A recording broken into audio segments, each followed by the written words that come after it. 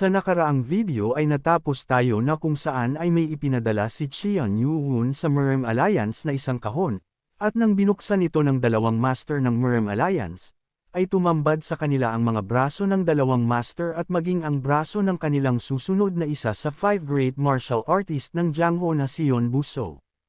Sa nangyari ay galit naman at tinitignan ito ng Murem Alliance leader, nang may napansin naman siya sa isa sa mga braso, kaya naman agad itong gumamit ng kanyang chi telekinesis, upang makuha ang isa sa mga braso na ito. Sa isip nito ay galit siya sa ginawang ito ni Qian Yuwon, at mukhang nais nitong ipabatid ang kanyang labis na katapangan sa kanila, at napapasabi ito na kung tingin ba ng ating bida na hindi nito kayang sirain ang kanilang alyansa sa isa't isa. Matapos ay tinignan nito ang kamay ni Yon Buso at may nakita itong nakaipit na sulat dito. Ngunit nang sinubukan niyang kuhanin ito, ay napapatanong naman siya na kung ano naman ang ginawa dito ni Qian Yuwon na kung bakit hindi niya magawang mabuksan kahit na pwesahin niya pa ito. Kaya naman ay gumamit na ito ng kanyang chi, na matagumpay naman na napabukas nito ang kamay ni Yon Buso. Nang makuha niya ay napapatanong siya na kung ano naman kaya ang nakasulat dito upang gawing napakahirap na buksan ito ni Qian Yuwon, nang makita ito ay bigla naman na may namuong galit sa kanya. Habang pinagmamasdan ng ibang master ang kanilang Murem leader sa kanyang naging reaksyon ay napapatanong naman ang isa sa mga ito na kung ano naman kaya ang nilalaman ng sulat dito. Sabi naman ng isang master na sa tingin niya ay isa itong babala para sa kanila, isang babala para sa kanila na huminto na sa kanilang ginagawa upang mapabago ang isip at desisyon ng emperor patungkol sa relihiyon ng Imperial Palace, at ang bagong demonic cult leader ay mas malala kumpara sa pinalitan nito. Dagdag pa niya na ang sitwasyon at ang imahe nila bilang ang Murem Alliance ay mukhang parehas na hindi maganda. Sa isip nito na ang demonic cult na pinamumunuan ni Qian Yuwon ay mas mapanganib pa kumpara sa Supreme Saber of Six Martial Arts Sect. Nang bigla naman na nagsalita ang kanilang Murem Alliance leader at sinabi na magbibigay ito ng panibagong suhestyon, napatanong naman ang isa na kung anong ibig nitong sabihin. Galit nitong sinabi na nais niyang magbigay ng suhestyon sa pagbibitiw sa kanilang alyansa sa Heavenly Demonic Cult.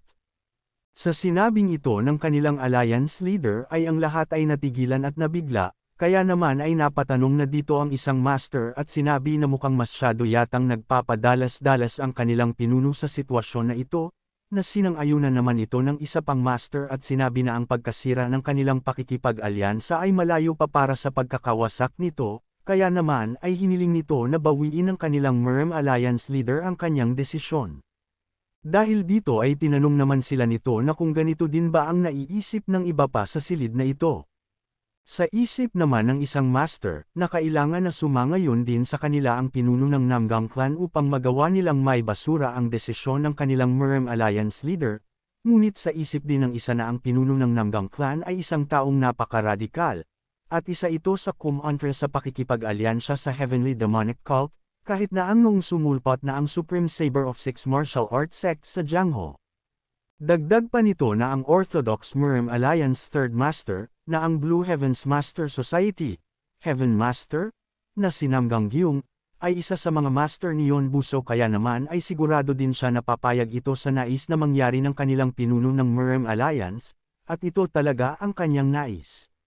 Sa isip naman ng Namgyung leader ay napapatanong ito na kung ano naman na kaya ang kanyang dapat na gawin, dahil bilang ang Heavens Master ay gustong-gusto niya ang ideya ng pagsira sa kanilang alyansa sa Heavenly Demonic Cult, ngunit kahit ang braso ni Yon Buso ay nagawa ng mga ito na maputol, at ito ay mukhang isang mahirap na desisyon para magbigay kung ikukonsidera ang pag-uugali na mayroon ng kanilang Murem Alliance leader.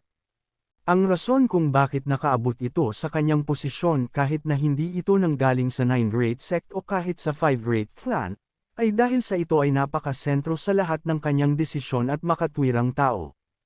Sigurado siya na ang Heavenly Demonic Cult, ang Supreme Saber of Six Martial Arts Sect, at ang iba pa sa Unorthodox Sect ay magsasama-sama sa parating na Dano Festival.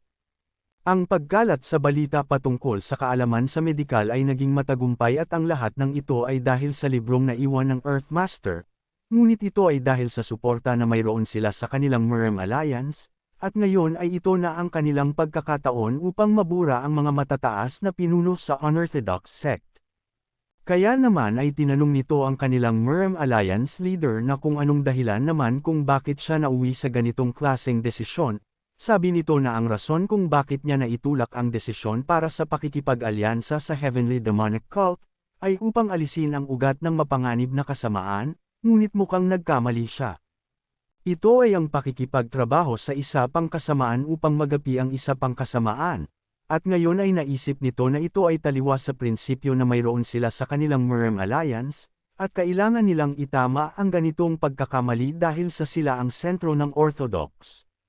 Napangiti naman dito ang Heaven's Master sa kanyang naririnig mula sa kanilang Murem Alliance leader.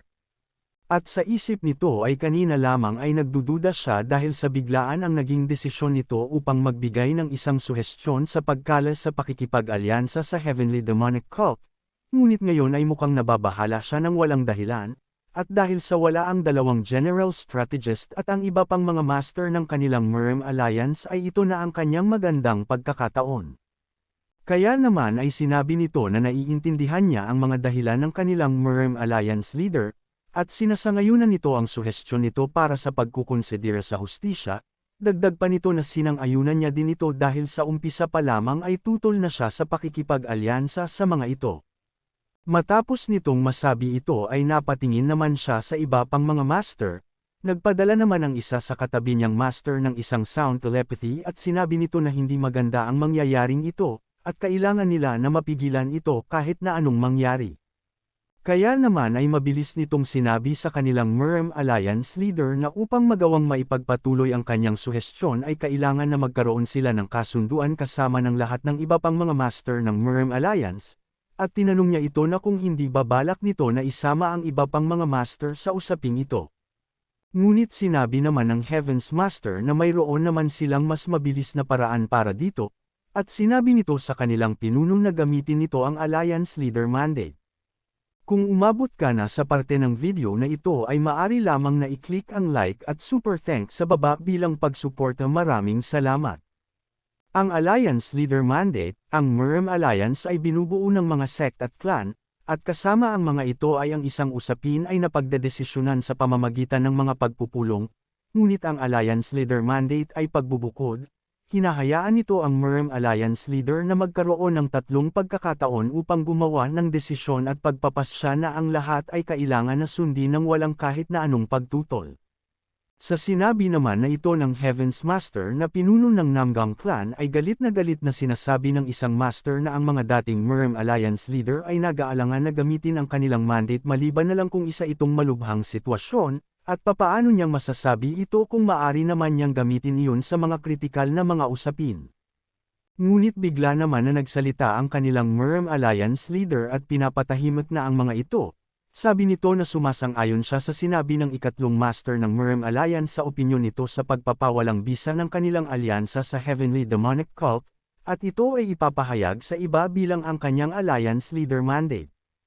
Sa sinabing ito ng kanilang pinuno ay napatanong naman ang dalawa na kung paano niya nagagawa ang ganitong klaseng desisyon. Sa nangyari ay masayang-masaya naman dito ang ikatlong master ng Murem Alliance at ang Heaven Master ng Blue Heaven Society, at napapasabi na hindi ito nagsisinungaling nang sinabi niya ang patungkol sa pagkala sa alyansa sa mga ito at nakakasigurado siya tungkol sa bagay na iyon, at ang kanyang Blue Heaven Master ay labis na masisiyahan sa kanyang magandang balita para dito. Kinagabihan naman sa Murem Alliance Base, sa opisina ng Alliance Leader, ay team na binabasang muli nito ang liham na ipinadala sa kanya ni Xian Yuun. Ang sabi sa liham, ay siya si Xian Yuun, ang demonic cult leader, ay humihingi ng paumanhin sa kaguluhan na kagagawa ng kanyang anak na si Yon Buso sa Imperial Palace, at humantong sa pagkakadismaya nito upang maiwasan ang kahit na anong pagdududa. Ipinapangako ng ating bida dito na kapag natapos na ang lahat ng ito, ay ibabalik niya sa kanya ang anak nito at maging ang dalawa pang master na nasa kanyang pangangalaga ng ligtas.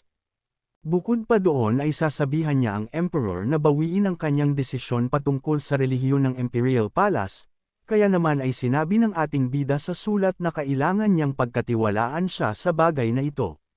Sabi pa nito na posible na ang mga matataas ng Supreme Saber of Six Martial Arts Sect ay hindi dadalo sa gaganaping Dano Festival dahil sa nangyari sa Imperial Palace. Nabalitaan din ito na mayroon din siyang kaparehas na problema patungkol sa mga espiya na kanya ding kinakaharap, at para dito ay nais niyang tulungan siya sa bagay na ito. Matapos nalukutan ng Murem Alliance leader ang liham na ipinadala sa kanya ni Qian Yuwun, ay sa isip nito na labis siyang nagagalit sa kung ano ang mga nagawa ng Heavenly Demonic Cult leader sa kanila, ngunit wala siyang intensyon na mag-react ng matindi sa bagay na ito. Kaya naman ay ito ang dahilan kung bakit niya niloko ang kanyang sariling mga kakampi sa Murem Alliance upang maloko ang Supreme Saber of Six Martial Arts Sect, sa pamamagitan ng pagbibigay ng suhestyon sa pagpapawalang bisa ng kanilang pakikipag-alyansa sa mga ito. Ngunit ngayon ay napagdesisyonan na niyang pagkatiwalaan ito sa ngayon, at ang bagay na ito ay isang sugal para sa kanya. Sa Murem Alliance Base, Southwestern Region, sa Deep Valley of Lover Peak naman, sa isang liblib na kuweba, ay may isang tao na nagtungo dito, nang makapasok ay agad naman siyang nagpakilala. Sabi nito na siya si Bokjong ng 3rd Squad ng Chi-Blade Sect, ay matagumpay na nasunod ang kanyang ipinag-uutos. Nang bigla naman na may lumabas mula sa loob, at tinatanong ang dumating na kung ano ang mga kaganapan sa misyon nito, na agad naman na sinagot nito na ang kanyang misyon ay nagtagumpay. Tinanong ng Chi-Blade Master na kung inanunsyo na ba ng Murem Alliance leader ang pagpapawalang bisa ng kanilang alyansa sa Heavenly Demonic Cult, na sinang-ayunan naman nito. Matapos ay masayang-masaya naman nitong sinasabi na ang maskara na iginawa nito para sa kanya ay talagang napakahusay, dahil walang ni isa sa mga ito ang naghinala na kung siya ba talaga ang tunay na Pang Yusok. Sinabihan naman siya ng Chi-Blade Master na tigilan na nito ang ginagawa sa kanyang maskara dahil sa ito ay gawa mula sa bangkay ng taong iyon, at maaaring masira ito kung hatatakin niya lamang ng ganito, na agad naman nitong sinunod. Matapos ay nagtanong pa ang Chi-Blade Master sa kanya na kung ang Blue Heaven Society ba ay nag-umpisa ng kumilos ng kahit na ano. Sabi nito na si Nam Gangyung ay tumulong upang matupad ito gaya nga ng kanyang inaasahan, at sa tingin niya ay maaari na niyang makilala kung sino ba talaga ang pinuno ng Blue Heaven Society sa lalong madaling panahon. Dahil dito ay sinabihan niya ito bago bumalik naman manan lamang niya ang mga ito bago magsimula ang kanilang plano. Matapos na sumang-ayon ay agad na din itong umalis sa kinaroroonan ng Chi-Blade Master. Matapos ay galit naman ito sa ating bida na si Qian Yuwun, sabi nito na nagawa niyang hadlangan ang kanilang mga plano nang hindi inilalantad ang kanyang sarili hanggang ngayon, ngunit ngayon ay sisiguraduhin niya na pagbabayaran niya ang lahat ng ito, lalong-lalo na sa ginawa nito sa kanilang kasama na si Beck. Kaya naman kung gusto mo na masubaybayan ang ating kwento ay i-open mo lang ang notification bell pagkatapos mo na mag-subscribe.